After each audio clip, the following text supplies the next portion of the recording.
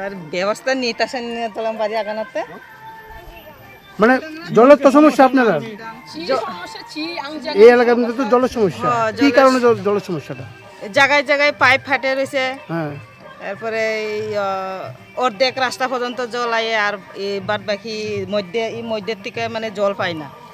তারা এদিকে এদিকে লোক তারা পূব পাড়ার লোক মানে জলই পায় না এদিকে যেদিকে শুধু পাইপ দিয়া রাখছে কিন্তু জলের কোনো নাম নাই যেদিকে জল পায় তারা কিরকম জল পায় তারাও অল্প অল্প বেশি না কত পরিবার বাসা কেন এনো আমরা তিলাত মারাক পাড়া আছে 45-46 পরিবারের মতন আর নিচে আছে 26 পরিবারের মতন তো আপনারা জল কিভাবে খান দিলে এই কষ্ট করে এই অল্প অল্প লইয়া কি দেখো এই একটা পয়েন্টে 3-4 পরিবারের কারাকারি করে নেওয়ার লাগে আচ্ছা এরপরে কোনো সময়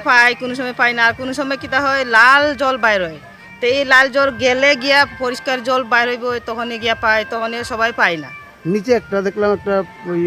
পাম্প মেশিন বসানো আছে হ্যাঁ মিনি টিউবওয়েলের মতো বসানো এটা কি সরকারি নাকি কোনো ওইটাও সরকারি ব্যক্তিগত না সরকারি এটাতে জল আয়নি হয় দিক দিয়েও কিছু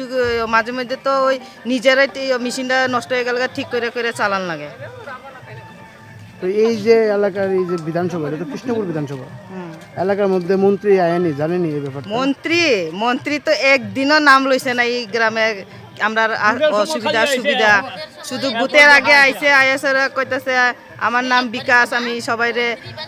মানে বিকাশ করে দিব আমারে বিশ্বাস করো তাহলে অনেক কিছু করে দিব কইছে কই আজ পর্যন্ত এই আজকে 3-4 বছর হয়ে যেতেছে গা একদিনও আইছে না আমরা প্রধানও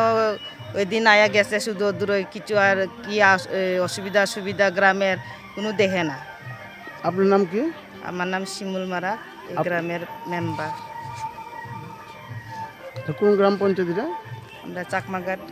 গ্রাম পঞ্চায়েত কত নম্বর ওয়ার্ড এটা 4 নম্বর ওয়ার্ড